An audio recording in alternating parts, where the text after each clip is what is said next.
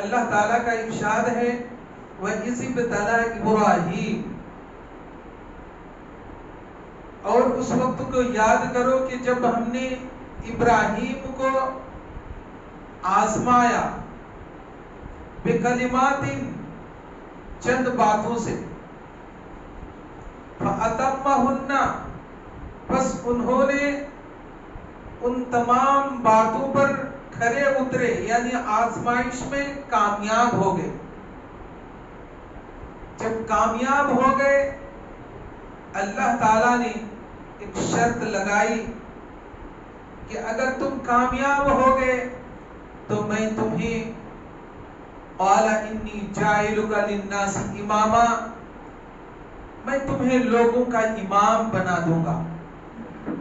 تو حضرت ابراہیم نے کہا قال ومن ذریتی، کیا میری اولاد کو بھی، میری ذریت کو بھی؟ تو قال لا ینال عہد الظالمین، اللہ تعالیٰ نے جواب دیا کہ میں ظالموں سے عہد نہیں کرتا۔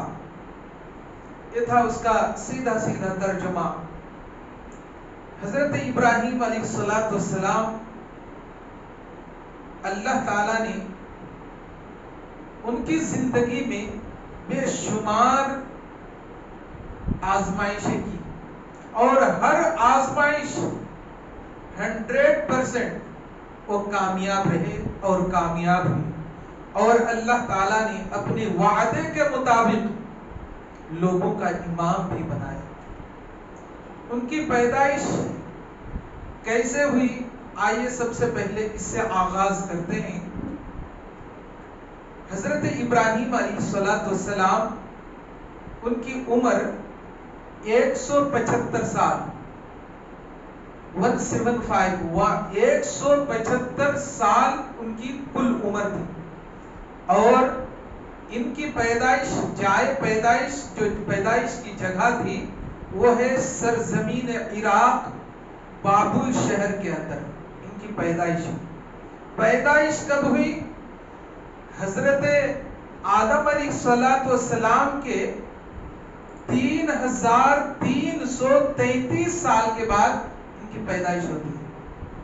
3333 سال کے بعد حضرت ابراہیم کی پیدائش ہو رہی ہے شہر عراق، بابل شہر کے اندر، سرزمین عراق بابل شہر کے اندر یہ پیدا ہوئی۔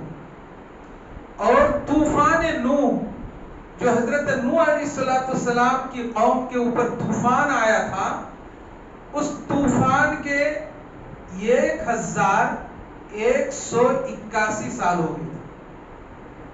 1181 سال کے بعد حضرت ابراہیم کی پیدائش ہوتی۔ اس کا مطلب یہ نکلا کہ حضرت ابراہیم اور حضرت نوح علیہ السلام کے بیچ میں اتنا لمبا چوڑا ڈسٹینس 1181 سال کا ڈسٹینس ہے۔ اس کے بیچ میں کوئی نبی نہیں ہے۔ اب اتنا لمبا چوڑا وقفہ، اتنا لمبا چوڑا عرصہ، بنا نبی، بنا پیغمبر، بنا رشی، بنا منی، بنا کتاب کے ایک لمبا عرصہ گزر جائے تو لوگوں کا حال کیا ہوگا؟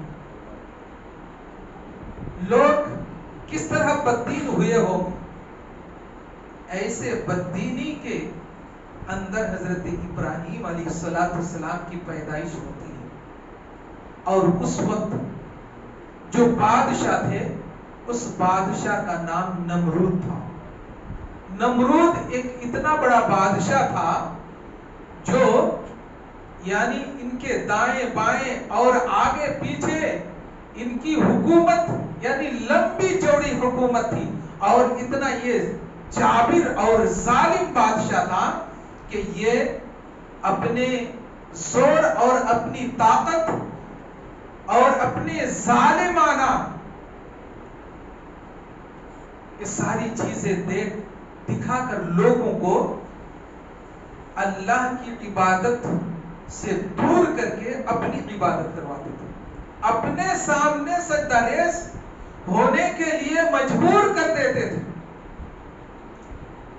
اسی درمیان میں نمرود نے ایک خواب دیکھا.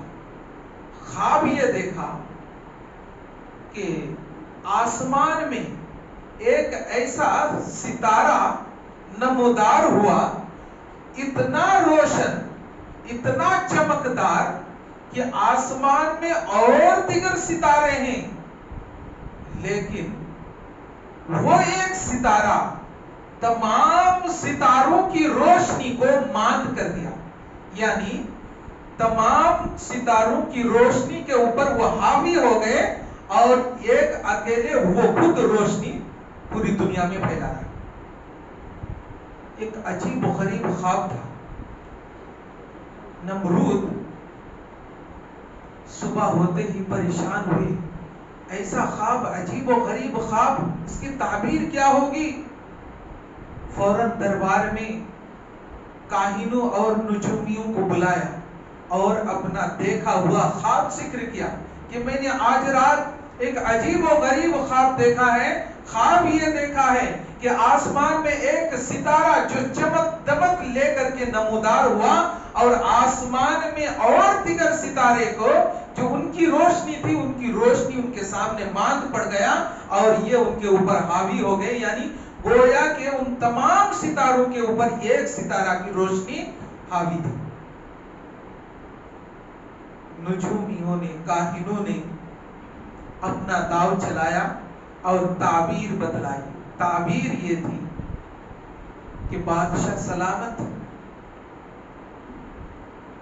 اس خواب کی تعبیر یہ ہے کہ اس روئے زمین پر ایک ایسا بچہ پیدا ہوگا جو بڑے ہونے کے بعد آپ کی سلطنت، آپ کی حکومت، آپ کے اوپر وہ حاوی ہو جائیں گے، وہ قابض ہو جائیں گے اور وہ ایک ایسے خدا، ایک ایسے اللہ کے دعویدار ہوں گے، ایک ایسے اللہ تعالیٰ کی وہ دعوت دیں گے جو آپ جس کی طرف لوگوں کو بلاتے ہیں، لوگوں کو اپنے سامنے جھکنے اور سجدہ کرنے پر مجبور کر دیتے ہیں، وہ ان کے خلاف ورزی کریں گے، وہ ان کے خلاف ہوں گے. یعنی ان تمام معبود، ہم تمام جو جس معبود کی پوجا پاٹ کرتے ہیں، ان تمام معبودان باطلہ کے وہ سد باب کریں گے، ایک اللہ تعالیٰ کی پرستش کریں گے اور لوگوں کو اسی کی طرف بلائیں گے.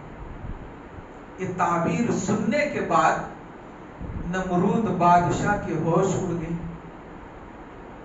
اس کا مطلب یہ کہ میری سلطنت چھن جائے گی، میں جو اللہ اور میں خدا، میں اپنے آپ کو خدا کا دعویدار، اس کا مطلب میں ان کے سامنے بیکار ہو جاؤں گا، کسی اور خدا کی بات کریں گے. وہ ایسے کیسے ہو سکتا ہے؟ میرے ہوتے ہوئے اور کسی کی عبادت کریں گے لوگ، یہ کیسے ہو سکتا ہے؟ یہ انانیت ان کے اندر آ گئی اور آنن فانن نمرود نے ایک حکم جاری کر دیا، ایک حکم نافذ کیا کہ آج کے بعد چاہے عراق ہو یا پھر ملک شام ہو، قسطنطنیہ ہو، قاہرہ ہو، مکہ ہو، مدینہ ہو، بصرہ ہو، کوفہ ہو، کہیں بھی ہو، میری سلطنت کے اندر جو بھی بچہ پیدا ہوں گے سارے کو قتل کر دیا جائے. ایک حکم نافذ فرما دیا. اسی درمیان میں حضرت ابراہیم کا ماں حاملہ تھا. یعنی حضرت ابراہیم ان کے ماں کے پیٹ میں یہ حکم نافذ فرمایا.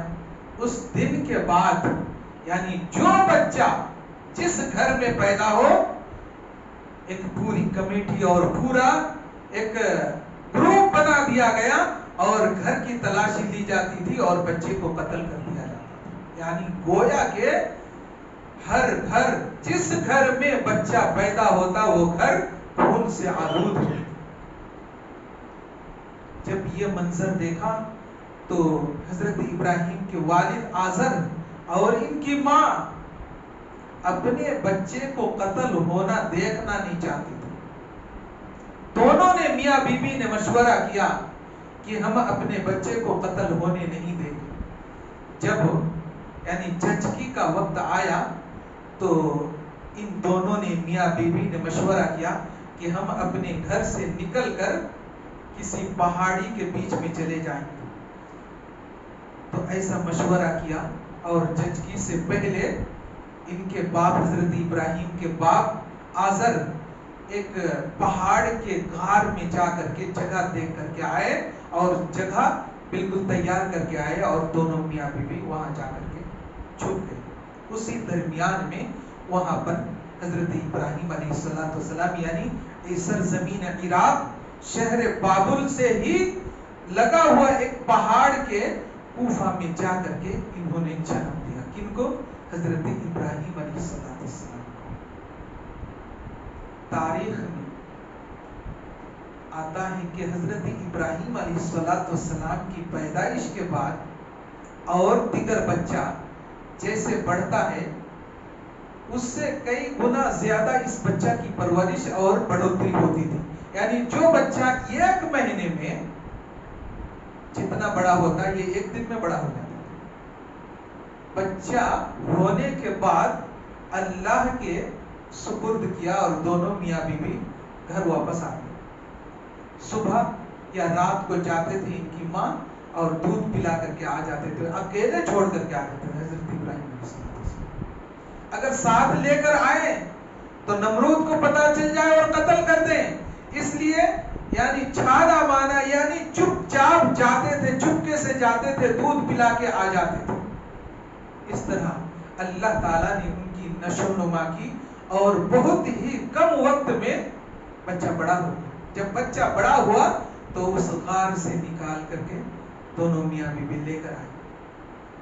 اب لے کر آئے, باپ بت پرست تھے. حضرت ابراہیم علیہ السلام کے والد حضرت آزر بت پرست تھے. دیکھا باپ کو بذات خود پتھر کو تراش تراش کر کے مورتیاں بناتے ہیں اور انہی کے سامنے سجدہ ریز ہوتے ہیں. یہ دیکھتے رہے. ایک دن کیا کیا ان کے باپ نے, آزر نے ایک ٹوکری میں, ایک ڈالی میں بہت سارے بت کو اس کے اندر رکھا اور ابراہیم سے کہا بیٹا اس ٹوکری کو اٹھا اور بازار میں لے جا کر بیچ کر گیا. آپ کو ایک بات بتا دوں, حضرت ابراہیم علیہ السلام کی پیدائش ہدایت کے اوپر ہی پیدائش ہوئی تھی. یعنی اللہ تعالیٰ نے انہیں ہدایت دے کر کے ہی بھیجا تھا. باپ کی فرمان کو اور باپ کے حکم کی تعمیل کرتے ہوئے اس بت کے ٹوکری کو اٹھایا اور بازار لے گئے, شہر بابل لے گئے اور لے جا کر کے ایک جگہ کھڑے ہو گئے. آواز لگانے لگے. آواز کیسے لگا رہے تھے؟ یہ بت لے لو, بت لے لو. یہ بت نہ تو سنتے ہیں, نہ بولتے ہیں, نہ کھاتے ہیں, نہ نفع پہنچا سکتے ہیں اور نہ ہی نقصان پہنچا سکتے ہیں. لے لو لے لو لے لو. اب کوئی لے گا بھائی؟ یہ لاری میں, ٹھیلے گاڑی میں یہ سب سبزی اور کیا کیا پھل فروٹس بیچنے والے اگر بولے نا مینگو کا وقت ہے, یہ مینگو لے لو, سڑا ہوا مینگو لے لو, سڑا ہوا مینگو, کوئی لے گا؟ وہ خود بول رہا ہے کہ سڑا ہوا مینگو ہے تو کوئی لے گا؟ کوئی نہیں لے گا. وہ لوگ سوچیں گے یہ تو پاگل ہے. حضرت ابراہیم علیہ السلام ٹوکری میں بت رکھا ہوا, اب وہ بت بیچنے کے لیے ان کے والد نے بھیجا اور وہ آواز لگا رہے ہیں یہ بت لے لو.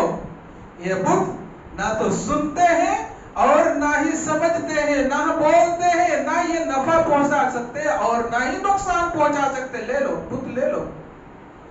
آنے جانے والے انسان لینے کے بجائے ان کی بات سنتے. یہ بچہ پاگل تو نہیں ہو گیا ہے, یہ بات الٹی کر رہا ہے, اپنے معبود کو بیچ رہا ہے, ہمارے معبود کی توہین کر رہا ہے. یہ ان کی بات سن کر کے ان کے باپ کو جا کر, آزر کو جا کر کے شکایت کر دی کہ تمہارا بیٹا اس طرح کی جو ہے نا لوگوں کے سامنے اعلان کر رہا ہے بت لے لو, بت لے لو. یہ نہ تو سنتا ہے, نہ سمجھتا ہے, نہ بولتا ہے, نہ کھاتا ہے, نہ نفع پہنچا سکتا, نہ نقصان پہنچا سکتا ہے. لے لو لے لو. کئی دن تک جو ہے نا لگاتار وہ لے گئے بازار میں اور یہی بولی لگاتے رہے، لیکن ایک بھی بت نہیں بکا۔ کون لے گا؟ اور بات ان کی سچ ہی تھی، ہم اپنے آنکھوں سے دیکھتے ہیں۔ یہ غیر اللہ، بت اور مورت کے پوجا کرنے والے سامنے کیلے رکھتے ہیں، پھل فروٹس رکھتے ہیں، نہ جانے مٹھائی کا ڈبہ رکھتے ہیں، کچھ ان میں سے کم ہوتا ہے؟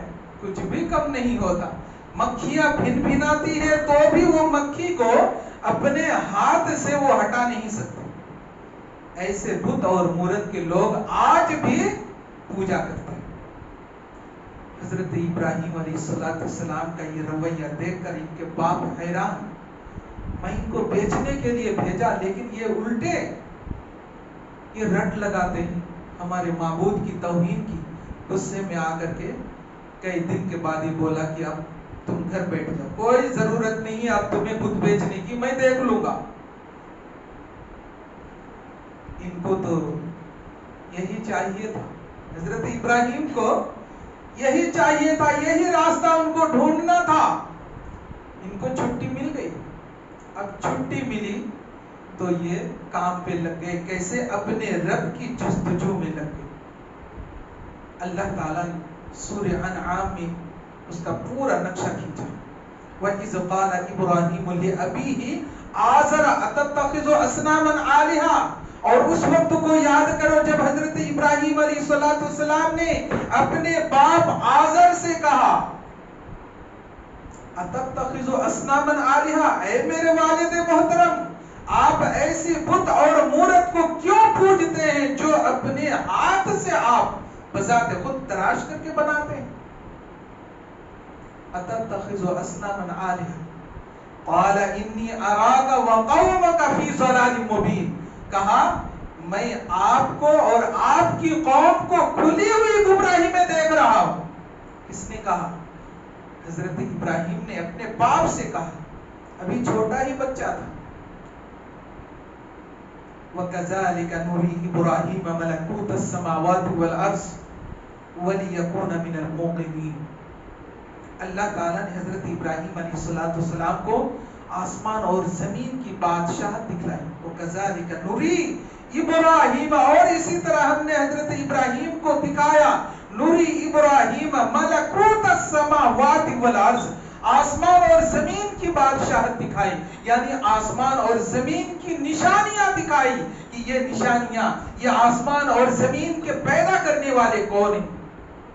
اس کے اوپر حضرت ابراہیم علیہ السلام کا جو ذہن ہے، ان کا دماغ ہے،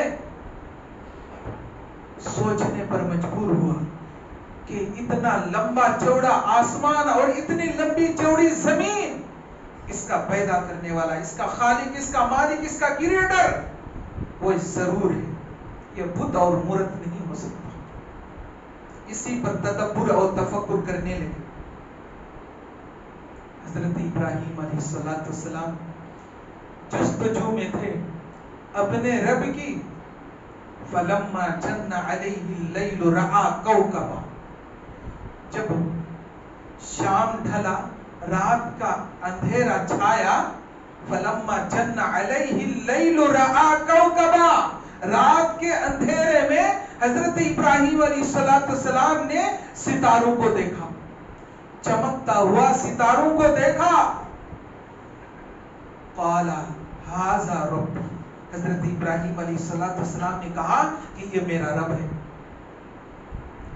لیکن جیسے جیسے رات ڈھلتی گئی وہ ستارے چھپتا گیا، جب چھپ گیا فلما افلا، جب سارے ستارے چھپ گئے، یعنی رات ختم ہو گئی، دن آ گیا، ستارے دکھتا نہیں، تو جب چھپ گیا، فلما افلا، سارے ستارے چھپ گئے، تو قال لا احب العافلین، حضرت ابراہیم نے کہا کہ میں چھپنے والوں کو پسند نہیں کرتا۔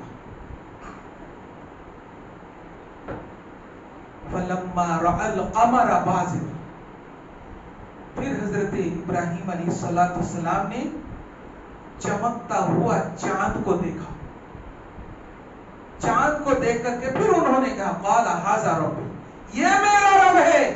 یہ چمک دمک، یعنی ستارے سے زیادہ چمک دمک اس چاند کا ہے، یہ میرا رب ہو سکتا ہے۔ انہوں نے اس کو رب کہا، قال ھذا ربی، یہ میرا رب ہے۔ لیکن جیسے جیسے رات ڈھلتی گئی چاند بھی چھپتا گیا، چاند بھی چھپ گیا۔ افلما افلا، چاند بھی چھپ گیا۔ جب چاند چھپ گیا تو حضرت ابراہیم نے کہا، فلما افل قال یا ربی، اے میرے رب، فلما یہدنی ربی لاکونن من القوم الضالین، اگر تو نے مجھے ہدایت عطا نہ کی تو میں ظالموں میں سے ہو جاؤں گا۔ اللہ تعالیٰ سے کہا۔ پھر حضرت ابراہیم علیہ السلام نے فلما رأى الشمس بازغة، سورج کو چمکتا ہوا دیکھا۔ سورج جب صبح طلوع ہوتا ہے کتنا چمک دمک لے کر کے لال ہو کر کے وہ طلوع ہوتا ہے، اور جب وہ غروب ہوتا ہے تو ویسے ہی وہ فگر لے کر کے لال ہو کر کے وہ پھر غروب ہوتا ہے۔ اس سورج کے چمک دمک کو دیکھا، اور یہ سورج کا چمک دمک کواکب یعنی ستارے سے بھی زیادہ، چاند سے بھی زیادہ۔ تو انہوں نے کیا کہا حضرت ابراہیم نے؟ فلما رأى الشمس بازغة قال ھذا ربی ھذا اکبر۔ اب تک تو وہ رب ہی مان رہے تھے، لیکن اس کو بڑھا کر کے کیا کہا کہ ھذا ربی، یہ میرا رب ہے، اور ھذا اکبر، سب سے بڑا رب ہے۔ اس کا مطلب یہ نکلا کہ وہ ستارے تھے وہ چھوٹا رب، چاند کو دیکھا تو وہ چھوٹا رب، یہ سورج کا چمک دمک زیادہ دیکھا تو ان کو رب بھی کہا اور سب سے بڑا رب کہا۔ لیکن ہوا کیا؟ جو پہلے دونوں کے ساتھ ہوا اس کے ساتھ بھی ایسا ہی ہوا۔ فلما افلت، سورج بھی نہیں رہتا، اس کا دن کی ڈیوٹی ختم ہو جاتی ہے، سورج پورب کی طرف طلوع ہوتا ہے، پورے دن اپنی رفتار میں چلتے رہتا ہے، اور شام کے وقت جا کر کے غروب ہو جاتا ہے۔ جیسے غروب ہو گیا فلما افلت،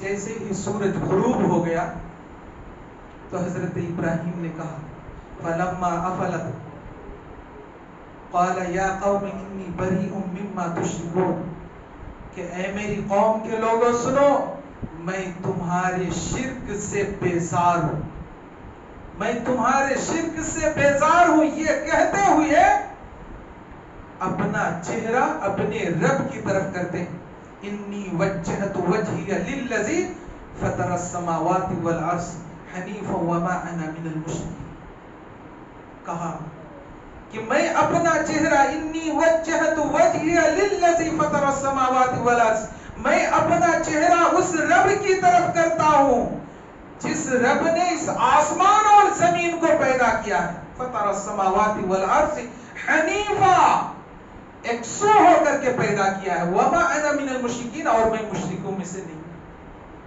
یہ کہتے ہوئے شرک سے بیزار ہو جاتے ہیں، ایک رب کی، ایک اللہ کی عبادت کرنے لگ جاتے ہیں۔ اب تک وہ جو جستجو میں تھے، جس کی تلاش تھی، وہ تلاش کر لیے، شرک و بدعت سے وہ بیزار ہو گئے۔ اب اپنے باپ کی طرف آتے ہیں اور باپ سے کہتے ہیں یا ابتی لم تعبد ما لا يسمع ولا يبصر ولا يغني عنك شيئا، اے میرے باپ آپ ایسی چیزوں کی عبادت کیوں کرتے ہیں؟ لم تعبد ما لا يسمع ولا يبصر، نہ تو وہ سن سکتے ہیں اور نہ ہی دیکھ سکتے ہیں، ولا یغنی عنک شیئا، اور نہ ہی آپ کو کچھ نفع پہنچا سکتے ہیں، فائدہ پہنچا سکتے ہیں، پھر ایسی چیزوں کی عبادت آپ کیوں کرتے ہیں؟ حضرت ابراہیم علیہ السلام اپنے باپ سے مناظرہ شروع کر دیا، باپ کو دعوت دی، کہا کہ اے میرے والد محترم، میں آپ کے لیے ہدایت کی دعا کروں گا، آپ اس بت پرستی کو توڑ دیجئے، اس بت پرستی کو چھوڑ دیجئے، یہ ایک رب کی عبادت کرنے لگی۔ حضرت ابراہیم علیہ السلام کی ایک بھی نہیں سنی۔ حضرت ابراہیم تو اپنے باپ کے ساتھ نرمی سے بات کر رہے تھے، ادب اور قاعدے سے بات کر رہے تھے، لیکن اس بت پرست باپ نے بیٹے سے کیا کہا کہ تو جس بات کی دعوت دے رہا ہے وہ تمام باتوں کو چھوڑ دے۔ ہمارے معبود کی تم توہین کر رہے ہو، جس کے ہمیں ہمارے آبا و اجداد سارے انہی کی عبادت کر رہے تھے، آج تم اس کی توہین کر رہے ہو۔ سنو، اس چیز سے باز آ جاؤ، جس چیز کی دعوت مجھے تم دے رہے ہو، اگر باز نہیں آیا تو میں تمہیں سنسار کر دوں گا، میں تمہیں پتھر میں رکھ کر کے کچل دوں گا، تمہیں میں خاتمہ کر دوں گا۔ حضرت ابراہیم علیہ السلام نے اس موقع سے اپنے باپ سے کہا سلام علیک، اے میرے باپ سلام ہو آپ پر۔ یہ کہتے ہوئے حضرت ابراہیم علیہ السلام اپنا بوریا بسترا باندھتے ہیں، گھر سے نکل جاتے ہیں، کیونکہ انہیں گھر سے کدیڑ دیا، گھر سے نکل جاتے ہیں، یعنی انہیں گھر سے جلا وطن کر دیتے ہیں۔ یہ پہلی ان کی آزمائش تھی حضرت ابراہیم علیہ السلام کی، جو ان کے باپ نے اس دین کے خاطر ایک اللہ، ایک پروردگار، ایک خالق اور مالک کی توحید کی دعوت دینے پر انہیں گھر سے نکال دیا جاتا ہے اور جلا وطن کر دیا جاتا ہے۔ گھر سے نکلنا منظور، لیکن شرک و بدعت میں لت پت ہونا منظور نہ تھا۔ ایک بچہ 8-10 سال یا 12 سال کا بچہ یہ توحید پر اٹل ہو، اور یہ پہلی آزمائش حضرت ابراہیم علیہ السلام کے اوپر کیا ہے۔ محترم سامعین، انشاءاللہ اسی مضمون کو، اسی ٹاپک کو میں قربانی تک بڑھاتا رہوں گا۔ آج یہیں تک ختم کرتا ہوں اپنی بات کو۔ اللہ تعالیٰ سے دعا کروں کہ اللہ تعالیٰ ہم سب کو دینی باتوں کو سننے، سمجھنے اور اس کے اوپر عمل پیرا ہونے کی توفیق عطا فرمائے۔ یا اللہ، ہم میں سے جو مقروض ہیں ان کی قرض کی ادائیگی کرنے کی توفیق عطا فرمائے۔